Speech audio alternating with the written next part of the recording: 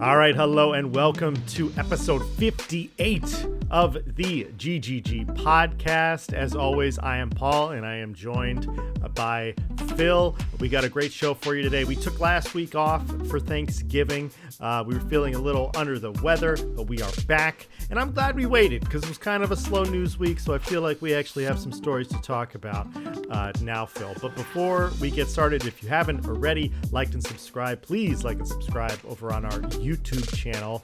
And if you're listening to the audio-only version over on Spotify or Apple Podcasts, listen to us there as well. Up to 320 subscribers. Thank you. Appreciate it. And I gotta say, as is the contractual obligation that I have to give everyone a kiss on the forehead, 320 subscribers is tough. Every night, I'm creeping around like Santa Claus. I'm giving people kisses on foreheads. If you want to get in on this action, all you gotta do is click that little button. And I'm coming. I'm coming to give you a little kiss on the forehead. You won't notice because you'll be asleep. Oh, my God. All right. Good thing we just got a lawyer. So how are you doing this week, Phil? Did you have a good Thanksgiving? Did you have any time to play video games, or was it mostly family time? It was a lot of family time. I think, what did I get to? I got to play some Jackbox with a couple friends. But I think the game that I've sort of been like mostly playing over this past week has actually been over the past 3 days. Is Shadow of War. I'm back into that game. Wow. Okay. Yeah. It's kind of a weird stretch. I think I just missed the game so much. I really, really enjoyed it. And it was on Game Pass, so I downloaded it to my computer. And that playing at 60 frames a second, it's so good. It's so good. I think I know what's going on here, Phil. What's happening? What's going on? You miss Assassin's Creed. That's what's going on. I think that's what it is. Like jumping and stabbing and jumping. But in this one, I'm like a super ghost man who jumps and stabs. It's great. It's the most fun. I was actually playing a bit of it yesterday, and there's like random orc dialogue, which I think is all pretty great. But one of them goes, "Yeah, it's a bunch of assassins together. It's like they've got a creed." So they know what they were doing. Absolutely.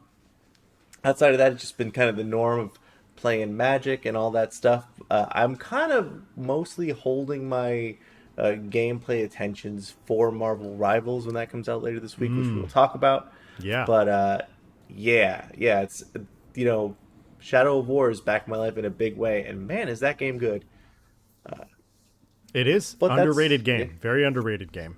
So yeah, I had a stint where I got back into it as well because I think there was like a sale, I want to say like last Christmas, where it was like the Ultimate Edition, where you got all the DLCs and everything. Is that what's on Game Pass right now?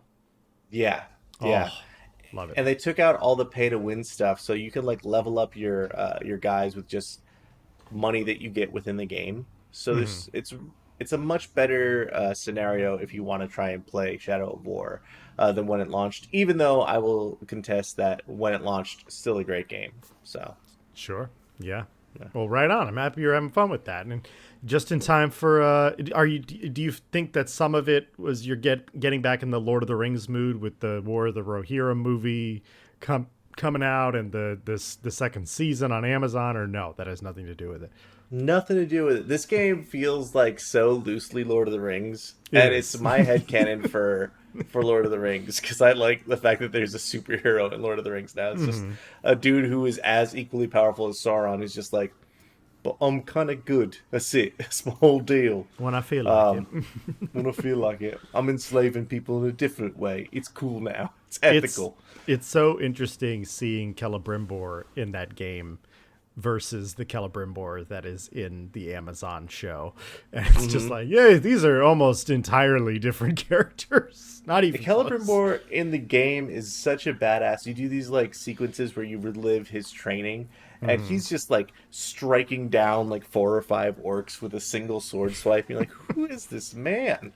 But I kind of equally love both versions in very different ways. Yeah. Yeah. But what have you been playing in your time away from the show? Yes. I mean, I've slowed down. I've had a little less time to play stuff. Still, I'm very slowly playing a second playthrough of Dragon Age. I figured out that you could only get, I could never get the secret ending in Dragon Age because there's something at the beginning of the game that you have to set. And I'll just tell people now, it's not a spoiler, but if you want to have access to a secret ending and you're starting a new Dragon Age Veilguard playthrough, you have to make sure that the Inquisitor from Dragon Age Inquisition is a woman and they did romance Solus. And so you have to have that set up. So make sure that you do that.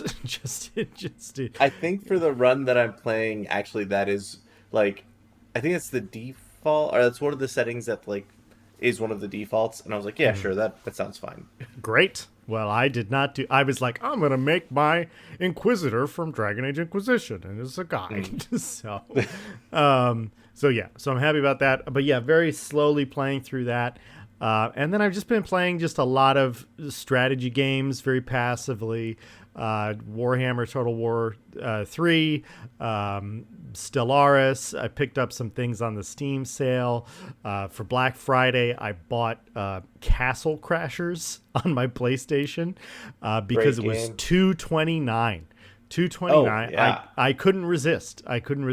And it's the remastered version. So there's a couple new characters and you can play cooperatively online instead of just playing local co-op. So I was like, yeah, why not? And this is just a good couch game to have for nonsense. We need a Castle Crashers 2 so bad, and it's such a shame that we haven't gotten one as a country. I don't think it's coming. I don't think that's why we're at where we're at. That's when Newground was making video games. I mean, they're out of that business. So well, they made a couple Battle Block Theater, some other games that were just really fun in concept, but kind of doing their own thing. And I'm just let me kill more little cartoon guys. That's all I want. That's all I want. But that's pretty much it. I haven't really sunk my teeth into anything meaty since I've beaten Dragon Age Veilguard. So yeah. Sometimes you need that downtime. Yes. So, but thankfully, we won't have that much longer until Marvel Rivals comes out this Friday. So that's very exciting. People have been very excited about this, posting about it, and we have gotten an onslaught of new characters that have been announced. I thought they were going to stop with the Winter Soldier and that's the last announcement until the game comes out. And it's no, it's Iron Fist and it's Squirrel Girl and it's I don't even know who the rest of them are, but man, yeah, they are going ham. Crazy thing is all of these characters are free when the game launches. They're just there. That's crazy. And I believe they're up to 33 characters. Did I see that right? At launch? Yeah, that's crazy. Some notable includes are Wolverine. He's got a fastball special move with the Incredible Hulk, which is pretty cool. Awesome. So apparently, from when we played the beta, they've added some new features, and a lot of them are dual finishers or special dual attacks that you can do. One of the ones that I've read about is the Captain America move that Thor blasts your shield with electricity, and then you throw it around and it hits people and deals a bunch of extra damage and hits more targets. Oh wow. Yeah, it seems awesome. like they are just prioritizing fun. They're just what's the silliest thing we could do? Go nuts. Yeah, I mean, we'll have to assess it fully when we actually get to play its official launch, but everything that they've talked about from now to the present, from when the beta was active, is we are getting away from classes. We don't want it to be DPS, tank, healer. We want you to think in superhero or supervillain combinations. And I think that's the right way to go when you're doing a licensed game that's Marvel stuff. It's if Groot is in the game, I'm going to want to play Rocket. If Hulk is in the game and I can do that Wolverine move you were talking about, I'm going to want to play as Wolverine so we can do that move. So I think that's a really good way of going about it. And I think that it's also good that they do as much as possible to differentiate themselves from Overwatch, because absolutely it is Overwatch by a lot. So hey, hold on now. The camera is at the third person. Oh, and that's it. That's pretty much the only difference. No, they've so I've been reading. I've been doing a good amount of research about the game because I'm extremely excited. And one of the things they've added are levels that change as you play through them. Okay. So there's like shifting. I think there's like this Guardian Palace that has like shifting levels, and sometimes it'll move where the capture point is that you're trying to get to. Okay. There's Clintar, which is the planet where all the symbiotes come from, and like they're little piles of goo that you can shoot, and they'll like make a bridge so you can get to another vantage point on somebody. Okay. All the things that I've seen for it, I'm like, this seems pretty good. Oh, I think in Asgard, there's one where you can break these walls, and then it'll create wind tunnels that will move your character like very quickly to another part of the map. That's very cool. Yeah, I mean, I'm everything that they announce and like all these little teeny tiny mechanics, they start to add up, and they get to the point of like, there's a surprising amount of depth to this game. So hopefully it has a good launch. I'm sure it will. It's getting great traction online. I will ask Phil, out of all of these characters that have been announced that have not been in the beta, because I know you're a big Venom player, but out of all the new characters that have been announced, who are you most excited for? Okay, well, I think in terms of like the sort of Vanguard tanky class, I'm going to say Captain America. Okay. But my real answer is Hawkeye, because I love Hawkeye. I'm a big Hawkeye stan. People sleep on my boy, but he seems like a really fun, like snipey character. And then he's got a really cool move where he whips out his katana and like knocks people back. So it's a good like range extender. Pretty excited about it. Very, very cool. Okay. Is there anything you've seen from the new characters that you're like, oh, I can't wait to play him or her? I kind of want to play Wolverine, but I don't love his character design, but I get that it fits in their visual style. But I'm curious to whether he is going to have like healing sustain on his own. Because like I think in Overwatch, like I really love like Roadhog because he can heal himself and he's tanky. And so it's like if Wolverine can do that, I'm gonna love that because I hate being at the mercy of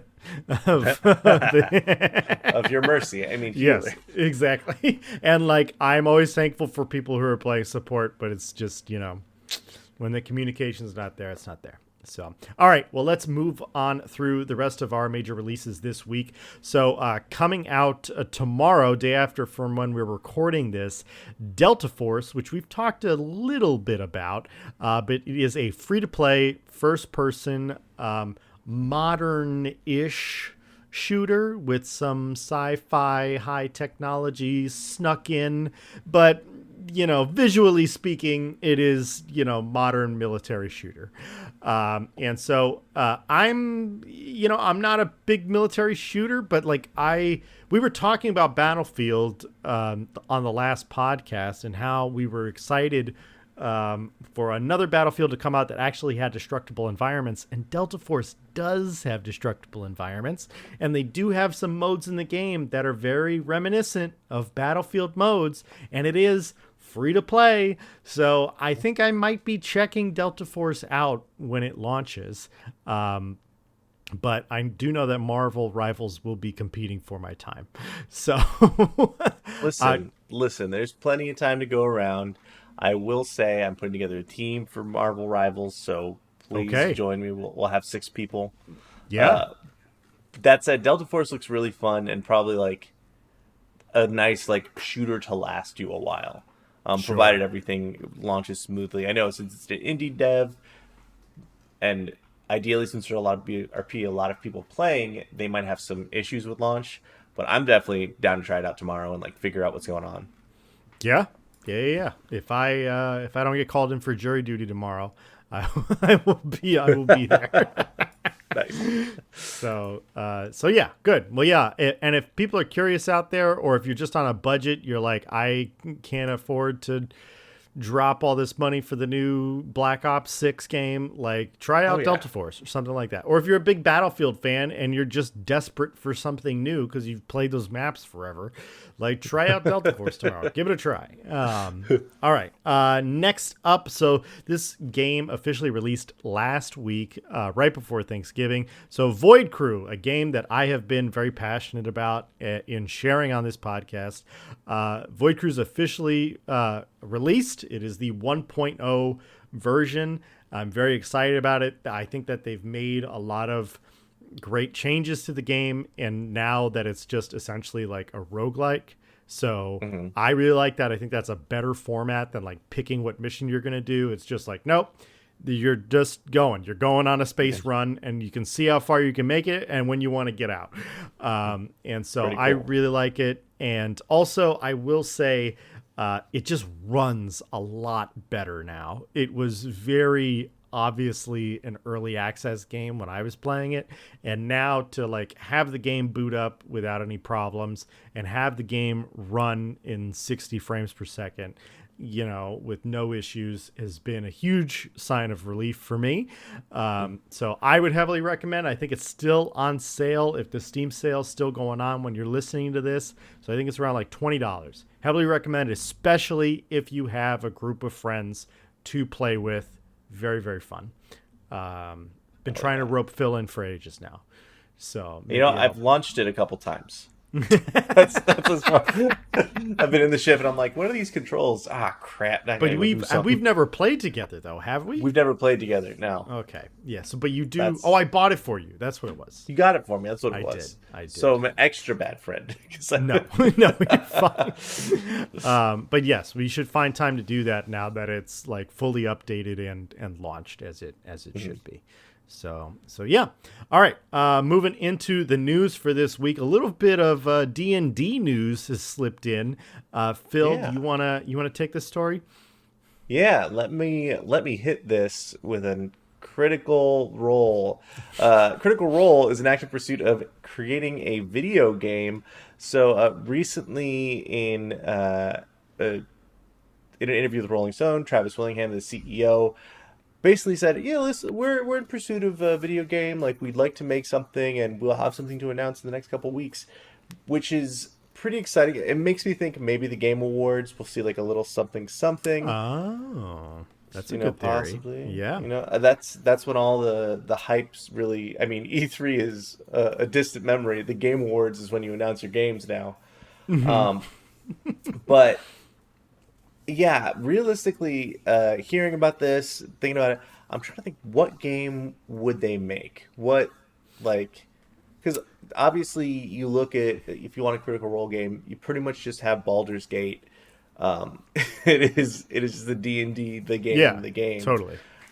A lot of those, I feel like a lot of those interaction, like the reason that Baldur's Gate picked up so much steam is because, much like Critical Role, people fall in love with those characters. They're spending hours with them. They get to know them. They're very talented voice actors in both parties. So I was thinking about it. I was like, what kind of game would I like to see? And actually, I'd love to see like a Vox Machina fighting game, but done with like DB's or Dragon Ball Fighter Z style, like close to the animation of the show. But yeah, of all the things that they could make, I kind of wonder what they would want to make. It's. Yeah, I mean, it has to, like you said, it has to be some sort of D&D-esque thing. I mean, you said the fighting game, using Critical Role's characters and stuff like that. That would be cool, but I don't know.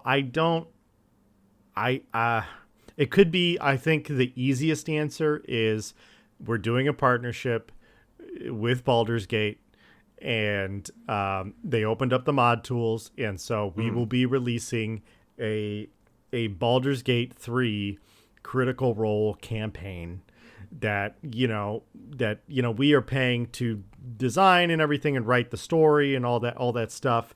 But like something like that. I think the success of Baldur's Gate 3 last year really opened the doors for D&Ders to be like, okay, we can like make a video game and it can still follow all of the rules that an actual D&D campaign needs to follow. So I thought, yeah. But I really have a hard time imagining that they're just going to put out their own game. Like, that seems very ambitious. So I think it'll be some sort of partnership or something with Vox Machina. I think that's very much in the same market for them.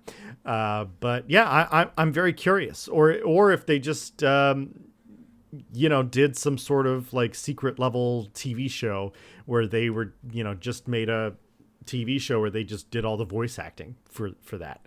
I mean, that would be pretty cool if the secret level episode was like a lot of their voice actors or something, it's kind of, I think you're right on the money there by saying it's a big undertaking, and Critical Role is a very big I think media entity, but I'm not sure that they are at make a video game level. I think they're kind of at license a video game level. Yes, I would which agree. Could be very, very good.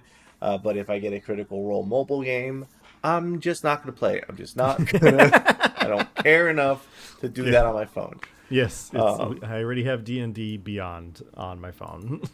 Yeah, that's plenty. Yeah. But yeah, I think. Listen, I think we should go ahead and go on to the next story. Oh yeah. Why you want to educate the people? I would love to Pokemon Go onto this next story. So Pokemon Go and Niantic, more specifically the company behind Pokemon Go, has been using the location data that we've been freely giving them by hunting out their precious little Pokemon to create a basically a geospatial AI model, or several geospatial AI models. And part of this has to do with, like, there are certain areas where there's just not a lot of data because people don't go there that often. So part of the scan, and this part that, Paul, you filled me on earlier, they would put rare Pokemon in specific places to draw people to it to get more geospatial data for their models, which is kind of terrifying and kind of genius. And it's so interesting because, like, Pokemon Go is a relatively decent free-to-play game in the terms of, like, you can play it pretty freely. You will hit, like, kind of a wall, but if you stick with it, if you go to the rest stops and spin the little thing, you can get the Pokeballs you needed. But really, again, as we're finding, if something is free, then you are the product. Yep. Yeah, this, like, I understand, like, Pokemon Go is probably down in active users in 2024. So, like, they have to figure out other ways to make money. And it's no secret that most companies that you use for free sell all of your information. And that's horrible. And I hate it. But that's unfortunately how 2024 works. And the government doesn't know about it or chooses not to regulate it or whatever. But the fact all that... of the above. Yes, all of the above. But the fact that Pokemon Go it's been kind of revealed that they had done this intentionally from the start. That's really worrying. That was the long goal for them, was not, we want to make the best game possible, and just monetize it. It's no, we want to use their geolocators to steal their data and to do free work for us. And that is very manipulative. And I'm pissed off that this will likely not be a court case. So I will never play this game again because of that. Personally, if you no judgment, if you do, I get it. It's still Pokemon. But it also makes me kind of suspicious of other Pokemon products as well, especially with the card game just launching. But of course, you don't need the geolocator for that to be on. But who knows what else? Yeah. I agree with you there. I will never play Pokemon Go again because I logged out of my account one time and I forgot the password and I had Charizard in there, and that was the worst thing that anyone could ever do to me. How am I gonna find another Charizard? Oh my God. Additionally, this super sucks. And not only are they, giving you a game for free and like selling your data. There's so many things. I'm sure Netflix, all these companies sell user data to inform sales and like basically digital profiles for you to help market to you better. Um, Mhm. it is part of the time we're living in, but man, it's real scary. I think people always joke about how when you talk or say anything near your phone, if you say shoes, all of a sudden you'll see ads for shoes. Right. Yeah. It's just everywhere at this point, and I think it is, as much as possible, we could speak with our wallets and speak with our attention to not give it to the things that are, um, doing this kind of nefarious stuff. Even if it doesn't seem nefarious, even if, okay, we have a good way to get people's information, I still don't like being a product. Yeah, I mean, like, honestly, I think because I know there are other people out there who are like, I don't care, have my information. I want the algorithm to send me the best stuff. Mm. It's like, I think that, that's fine if that's your opinion, but I think that's something I, as a consumer, should be able to opt in for, Mm. where it's like in the agreement, it shouldn't just be that set that they get to do that. It should be like, I agree to get customized advertisements because you're listening to me. I should have that consent, and that consent is not there. And so that's the biggest problem for Mm. me. So, all right, but pressing on, let's get to our next story. So, Civilization 7 for the strategy fans out there. So, one of the big changes of Civilization 7, because there's not a lot of changes in between the Civilization games. So, I actually am good that they are implementing new systems here, or I'm happy not that they are implementing new systems, but they are implementing a specific system called the Age system. And apparently there's going to be 3 different ages in the game. And in those ages, different things will happen. And the reason that they're implementing this system is because they're trying to fix the biggest problem with Civilization and many other strategy games, where it's that you never actually finish your strategy game run. You start a game, you play it for a couple hours, and you're like, oh my God, how long is this going to go? Or you're like, oh no, something happened. I feel like I want to start over. I do that all the time. Like, no, I need it fresh. I need it perfect. And then it's never perfect. It never works out that way. And so one of the things that the age system does is there is like kind of a mini winner at the end of each age. So if you get to the end of an age, you can feel like, all right, I can stop there and just call that as a win instead of being invested from going to the Stone Age to going to the Space Age. And so I think that's fantastic. That's a great way to divide it up, but still have, people who want to do the full run. You can obviously still do that. And also another interesting thing is that certain civilizations, it sounds like that they will not all be available in specific ages. So for instance, in Civilization 6 right now, you can start the game off in the Stone Age as the United States of America. But obviously, as hopefully most people know, in the Stone Age, the United States of America didn't exist. Always existed. Yeah. These colors don't run from time. And so I always thought that was weird that, Washington, D.C. was just the founding city in the Stone Age that you can play as. And so now they're apparently going to be dividing up the civilizations based on what age you're in. So if, you're playing in that first age, you're not going to have access to countries like the United States or Brazil or Argentina, but you might get access to like Greece or the Aztecs or something like that. So you have like the early civilizations, the like colonial civilizations, and then the modern countries that we have. And so I think this is a welcome improvement, provided that the system is good. But it sounds good in theory. What do you think, Phil? Does this system make sense as I'm explaining Yeah, it? I especially like the idea that you can have kind of a shorter game within the game to check in and be like, all right, I'm going to do this. Then also you can come back to it and continue it and kind of remember, like you have a nice jumping off point, as opposed to the Gandalf meme of like, I have no memory of this place. Whenever you Right. log back into the game, like, what was I Yes. building towards? Yes. Why was I going all in on science? So yeah, I think that's really really cool. I also like the. I mean, I do wish you could kind of turn off the "you can't have America in the Stone Age" because I like the idea of like starting with a very like young country, and just be like, yeah, no, George Washington, born in 01 AD.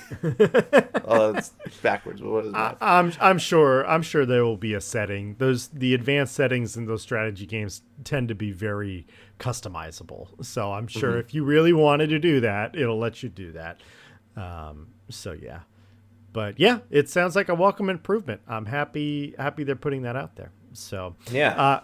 something else I am also happy about is we finally got a little tiny little sliver of news about the next Mass Effect game that I am very excited for. I do, grain of salt. I know that it probably won't live up to what everyone wants it to be, but I'm tempering my expectations, which is something I would recommend to many of you.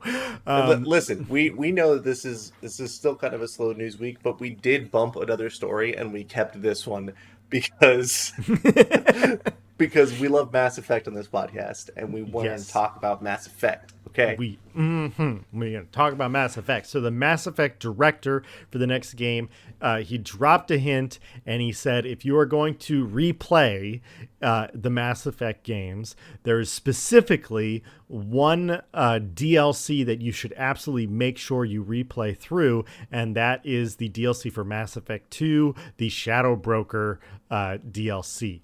And, very minor spoiler alert because it's been out for, I don't know, like 12 years now. So if you haven't played it by now, sorry about it. But so Were you gonna exactly. So Liara is featured in the Shadow Broker DLC. I'll leave the spoiler there. But she is also the character that is featured in the only trailer for the new Mass Effect game that we have coming. So we know that Liara is going to be involved in the new Mass Effect game, and we know that she's involved in this specific DLC that the game director is referencing. So I'm guessing that Liara is going to have some major role in this new game, and probably it seems like they're going to use her as the link between this series and the first Mass Effect series. So that is interesting, and it also fits lore-wise for the Mass Effect fans out there that know that the Asaris they're not immortal, but they live for a very, very long time. And so we could see Kinda a big elf-like. they are the elves of the Mass Effect universe. And so we could see, that time jump of like several hundred years, but Liara's still hanging around. So yeah, I'm excited that they're going back to trying to connect to the old Mass Effect story. I'm sure they're still going to do their own thing, similarly to Dragon Age. Would be like the Inquisitor exists, but that's really it. But don't worry about it. I honestly, I'm in a tight sort of conundrum here because I really thought the way that they did it with Mass Effect Andromeda was a great way to spin off into a sequel because Mass Effect 3 ends in such a way that there is a very like drastic choice made and you get three very different outcomes. Although indoctrination theory always destroy, there are options where like things could be very different depending on which one you choose. So they will kind of have to pick a canon ending by not doing this Andromeda thing where you're just in a completely different galaxy. That said, it is interesting that it's Lair of the Shadow Broker because, in Mass Effect 1, Liara is there the whole time. In Mass Effect 3, Liara is there the whole time as one of your crew. In Mass Effect 2, she is only there as the... Is she the Shadow? I don't want to say. I don't remember anything. She's not. She's not a party member. You don't have her as a party member in Mass Effect 2. Exactly, and that is Lair of the Shadow Broker is the only time you get to hang with her.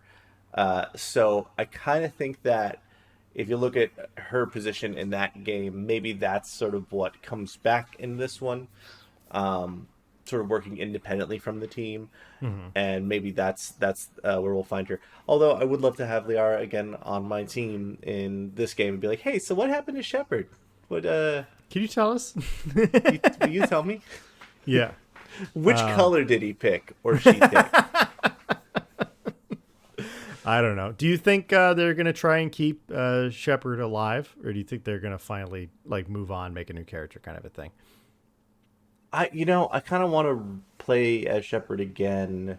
I mean, Shepard gets more powerful throughout the games, but at the end, like even with Psionic, Shepard is just a person. Yeah.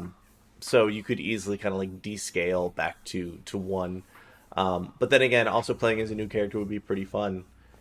It's tough. I want to see.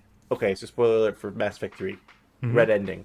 When you destroy the ship that you're inside of, supposedly the ship crumbles, all the Reapers die, whatever, and then you see Shepard's chest rise, like they're breathing in. You see their armor. So if they were going with that ending, they could keep going. They could even make it that Shepard like went mad with rage and is now the bad guy.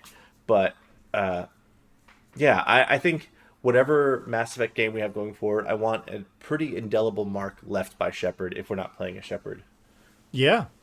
I think like to compromise, I think it would be interesting if you did make a new character, but there were set like linear sequences where they were like flashbacks where you played as Shepard, or you got to see like what happened after Mass Effect 3, and they can like just do like exposition blobs as you move through the major story as the new character, and maybe Liara is heavily involved in that.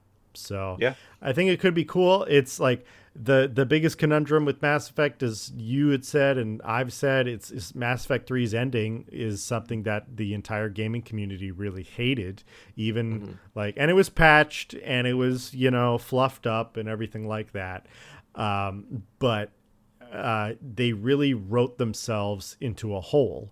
I believe they can write themselves out of it, but they have to make strong choices in order to write themselves out of it. So we'll see if they can do that. Everybody hated Mass Effect Andromeda. Still think it's not that bad of a game, especially now that it's been patched to Kingdom Come.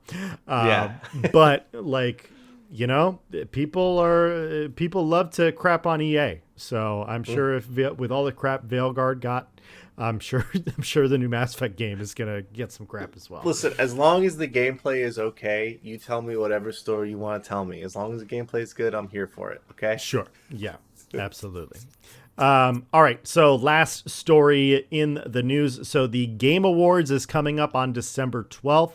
If you want to vote for the Game Awards, go to their website, head over there and do so. But something opened up recently. They are going to be announcing their Player's Choice winner. And so there are many rounds of voting that they're doing for this. And so they have just opened up their Player Choice bracket of voting. And so when you go over to there, they have nominated a lot of games, not just the Game of the Year nominees, but to name a few that were not nominated for Game of the Year, games like Warhammer 40,000 Space Marine 2, Stellar Blade, Valorant, Warframe made it to this list, Pal World made it to this list, Sonic X Shadows Generations made it to this list, No Man's Sky made it to this list. Fortnite even made it to the list. Hey yo, Fortnite! Like, brand new game. Let's go.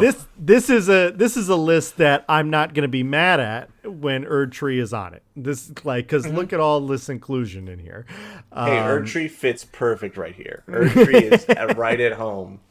Yes. So, but like I said, there will be 3 different rounds of voting to narrow this list down, because I think they have like almost, I want to say like over 20 games on here, so it's not a short list. Look at that, Warframe's on there. Yeah. Crazy. So if you want to, contribute to voting to the bracket. Like I said, 3 rounds. Keep voting and keep checking back in because you can vote again as the list narrows. So just wanted to make people aware of that. If you actually care about the Game Awards, that's up to you. So yeah, what do you think you're going to be voting for in the first round, Phil? Well, I had 10 votes to give away, and I only chose 5. I went with Astrobot, Black Myth, Dragon's Dogma 2, Helldivers 2, and Pal World. Because suck it, Nintendo. They gave me Pikachu with a gun. What have you given me? Yeah, that's true. You stole my location data. Very true. Very, very true.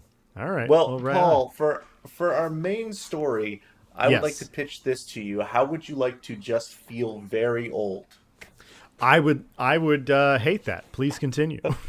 Well, PlayStation just turned 30. That's right. The game you used to crap talk your friends with and play Grand Theft Auto 3 with your uncle on has turned 30 years old. The slow march of time carries on, but it's been a pretty good 30 years. I gotta say, as someone who didn't start out a PlayStation fan, I have become a pretty big PlayStation fan because I think they have provided some of my best gaming memories and moments throughout my years as a video gamer. That's all I had to say.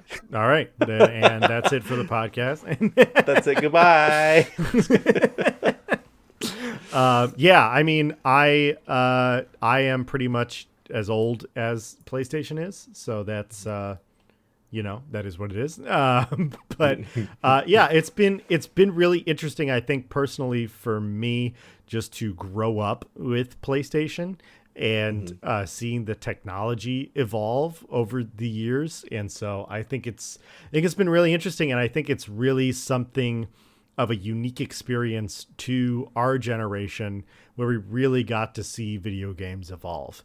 Something that I've been complaining about, I would say, over the last 6 to 7 years is I haven't really been noticing video games improving. They are improving. I don't want to put down companies and say that they're not improving, but they are improving very marginally nowadays, where we have games that have been around for a while that just keep getting updated, and which is great. And I'm not saying that's bad or anything, but we have slowed down, especially in the graphics department.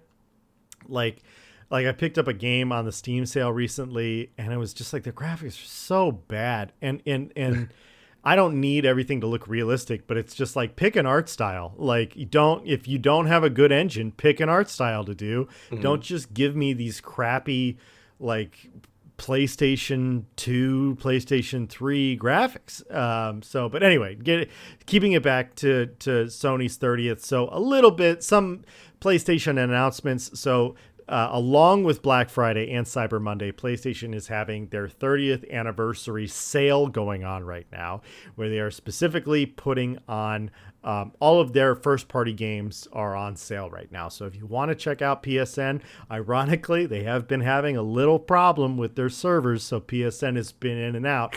But I'm assuming they're 30 years old. They're 30 years old. They didn't stretch this morning. But yeah, it's probably from the sheer volume of downloads and people, participating in this sale that's going on. And they've also had sales for their hardware. I picked up a shiny new PlayStation 5 controller that I really like. It's like blue and purple at the same time. So it's very cool, and I got it for $20 off, which is controllers are so expensive nowadays. Always good to get a deal on those. Whenever you can, grab those deals. Yes, and also for those people who have not turned their PlayStations on in a few days, PlayStation has a temporary 30th anniversary theme update, where if you boot up your PlayStation, it will make the PlayStation 1 like logo come up, the Sony Computer Entertainment logo come up, and you will have the sound as well for those people who have that nostalgia. And then you can pick between the PlayStation 1, PlayStation 2, PlayStation 3, or PlayStation 4 themes for your PS5, where it changes all the sounds to what the old sounds used to be. And you have a little bit of the, like I have the PlayStation 2 one equipped right now on my PS5. And so it's got like all the like floaty squares and stuff that used to have. So it's fun. What I'm hoping for is that this kind of opens the door for other PlayStation themes to come back. Cause I get that you want to insert advertising, Sony, but I would really like some customizability to my user interface other than moving setting nodules around. But yeah, cool nonetheless. So very happy about that.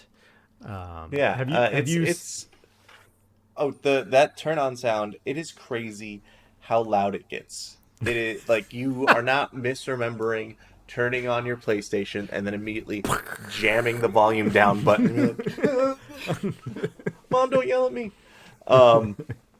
But yeah, no, it's definitely it's really cool to see that they're leaning into it.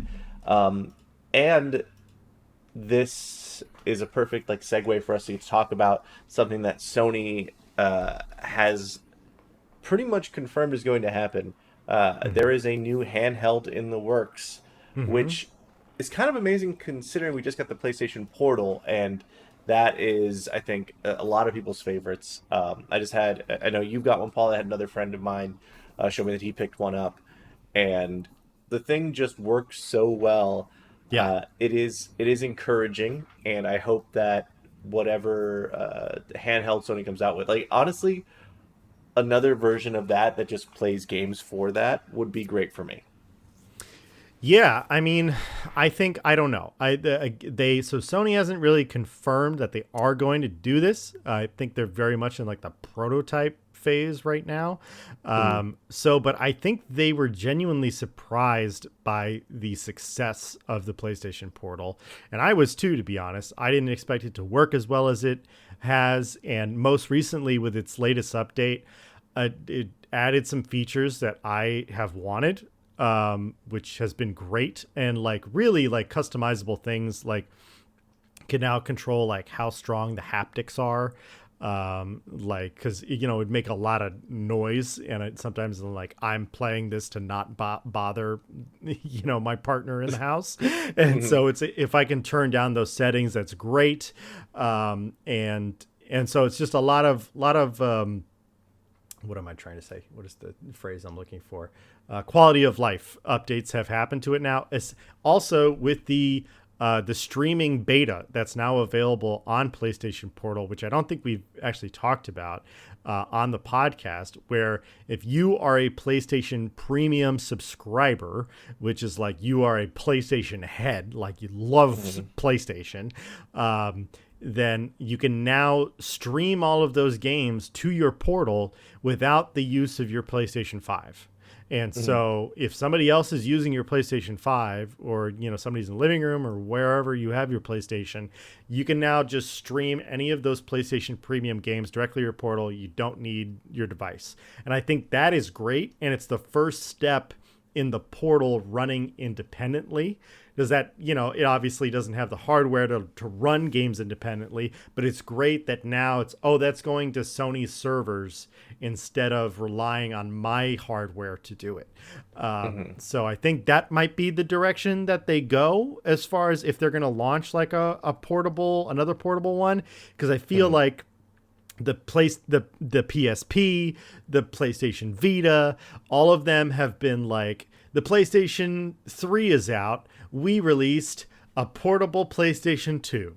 The PlayStation 4 is out. We released a portable PlayStation 3.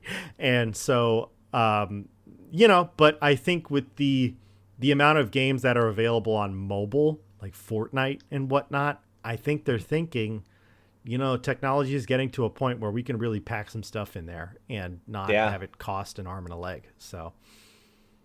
That would be probably the most amazing if you could just take a PlayStation 5 on the go. Yeah. Like, yeah, you Which, play I mean, you Spider-Man, kind enjoy. of can already. You So, kind of can't, yeah.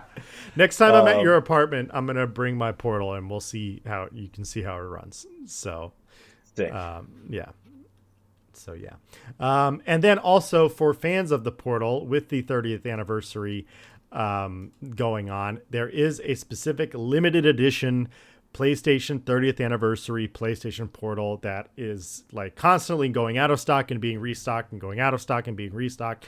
And I Mm, imagine this will happen throughout the rest of this year, mm. throughout the holiday season. So, but if you are curious about getting a Portal and want that limited edition, check it out. Looks pretty sleek, especially if you're into that gray matte PlayStation 1 color scheme. Vibe.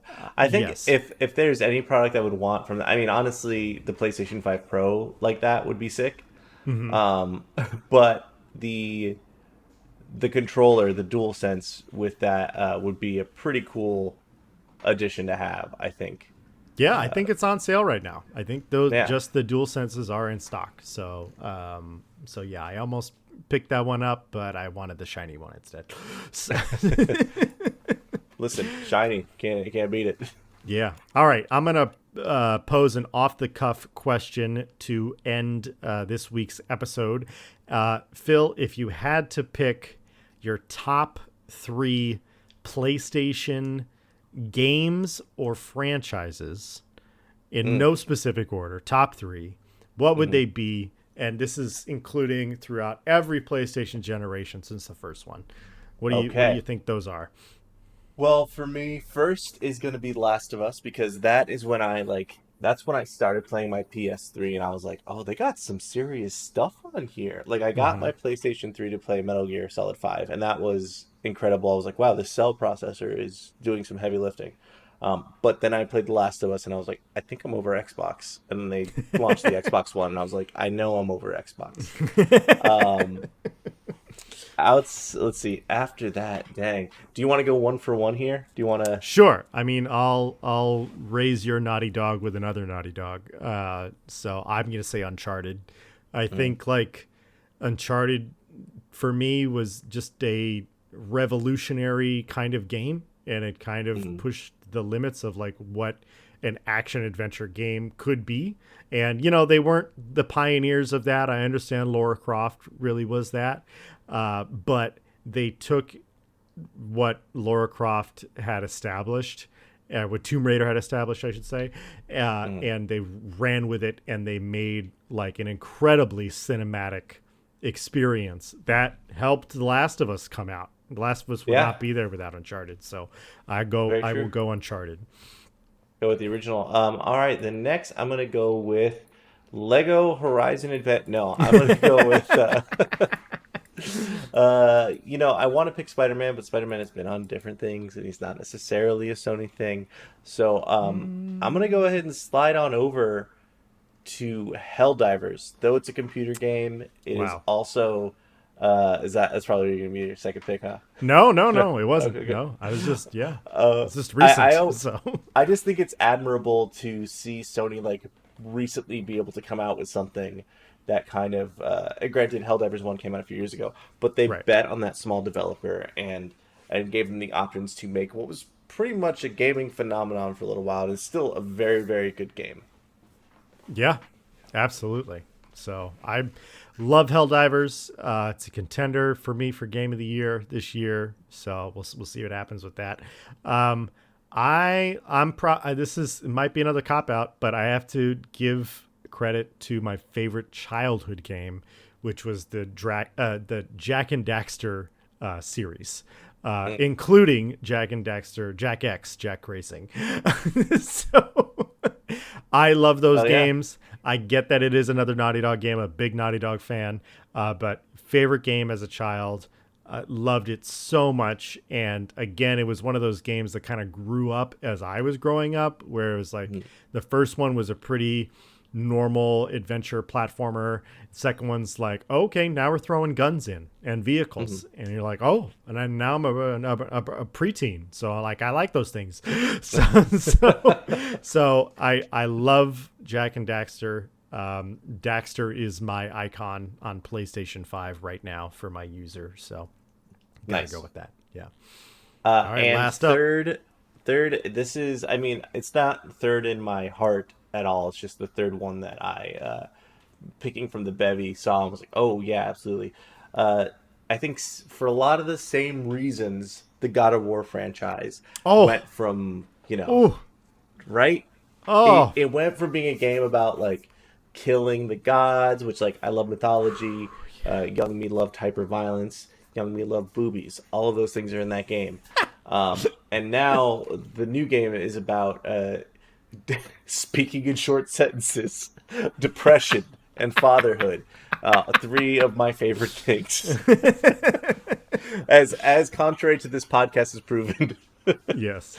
But yeah, I think God of War has really, like, grown up with us in a way that, like, also really set the bar for when it came out initially, and then the new game set the bar for a third-person action game.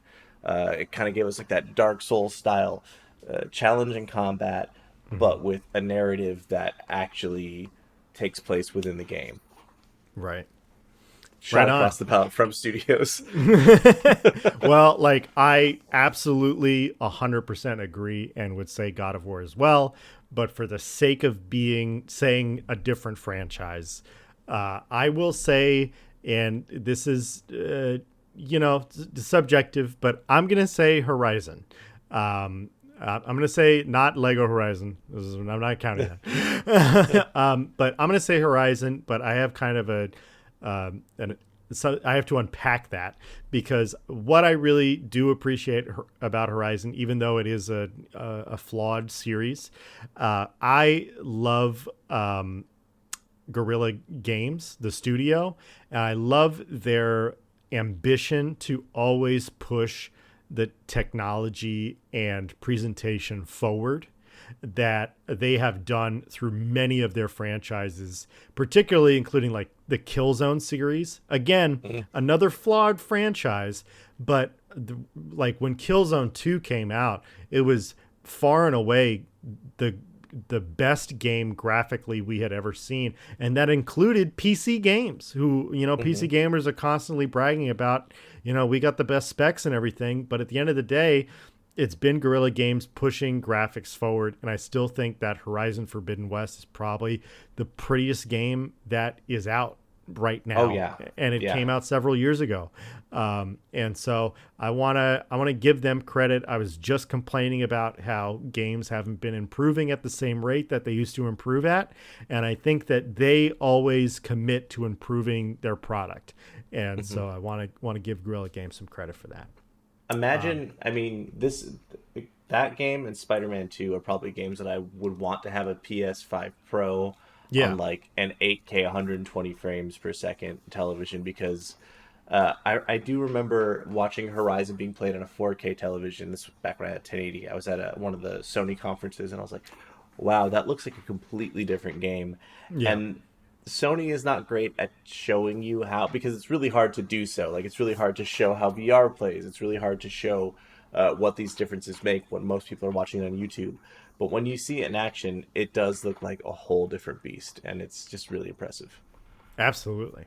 It really does. So, all right. Well, we got to wrap it up there for this week. Thank you for joining us for this week's episode of the GGG Podcast, episode 58. We are coming up. We are now officially in December. We're going to be probably doing like a Game Awards reaction episode, perhaps. Maybe we might hold off on the next week's episode to see what actually wins at the Game Awards, what's announced at the Game Awards, so we can do that whole thing. But I am very excited and looking forward to it, and looking for more news to be announced. so that would be fantastic. But as always, if you haven't already liked and subscribed to our podcast, please do so over on YouTube. And if you're listening to the audio only version on Spotify or Apple Podcast, follow us over there as well. All right, everybody, have a good week. Have a good week, Phil. I will see you when I see you. Peace. Peace.